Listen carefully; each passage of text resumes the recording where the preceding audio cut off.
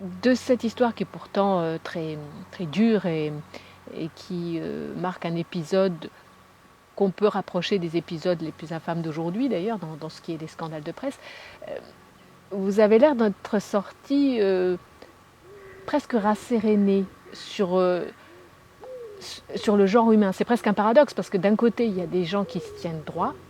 Marie Curie, elle reste droite et sa garde rapprochée, je dirais, ils font rempart et ils sont dignes.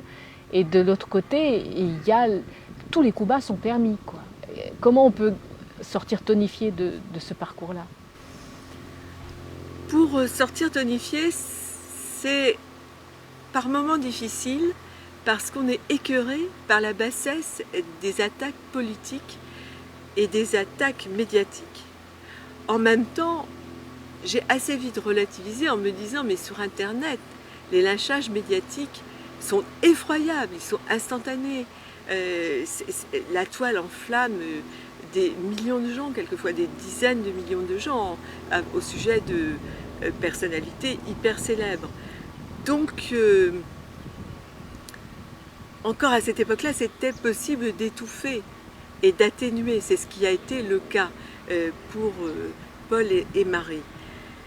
Néanmoins, d'autres qu'elle, d'autres que Marie Curie, auraient sombré. J'en suis certaine. Je crois que ce qui lui a permis de tenir, c'est sa foi en la science, ce sont ses filles, c'est sa garde rapprochée, sa formidable volonté, sa formidable ténacité. Néanmoins, il est évident que la blessure a été horrible et ça a été une blessure physique puisque elle est tombée malade très gravement, elle a failli mourir fin 1911. Elle a été hospitalisée, elle a eu une grave opération et elle a mis 1 an à s'en remettre.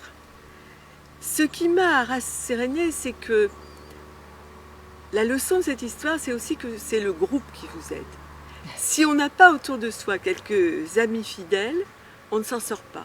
Marie a aussi expérimenté, à l'occasion de cet horrible épisode, ce qu'est la trahison. C'est-à-dire des êtres que vous croyez des amis qui vous trahissent. Quand les masques tombent, quoi. Quand les masques tombent, notamment un ami suédois, Svante Arrhenius, qui lui demande de ne pas venir à Stockholm recevoir son Nobel, son second Nobel.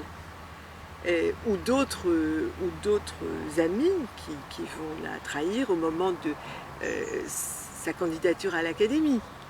Elle a tout expérimenté, la maladie, la trahison. La maladie éloigne de vous les gens, et le voyeurisme devant la maladie, elle a eu ça aussi. Donc elle a dû se construire une carapace extraordinaire et se faire une raison.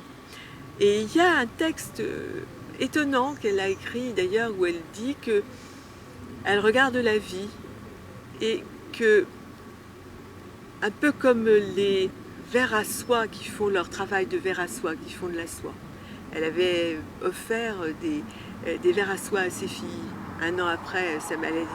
Et elle dit finalement, mon travail, je le fais, et puis un jour, comme ces animaux, je mourrai. Et qu'est-ce qui restera de moi? Pas grand-chose, nous sommes poussière. Et elle en était convaincue. Et je crois que c'est cette profonde lucidité qui, comme pour elle, m'a été apaisante. Vous replacez les choses à leur place exacte avec un destin tel que celui-là. Vous vous dites, mais qu'est-ce qui a vraiment de l'importance, qu'est-ce qui n'en a pas? Et surtout, elle a savouré le fait d'être en vie. Alors qu'elle n'était qu'en sursis, parce que il est évident quand on voit son dossier médical qui est conservé à la BNF qu'elle était quand même très flageolante. Elle est morte de leucémie et aussi d'une anémie grave, l'anémie de Birmer, qui à l'époque n'était pas curable, qui était mortelle. Alors, je pense que pour l'anémie de Birner, elle ne savait pas qu'elle l'avait, mais elle savait quand même, elle sentait bien qu'elle était en train de s'affaiblir progressivement. Et elle a eu cette forme de grandeur jusque dans l'extinction, elle s'est éteinte comme une bougie.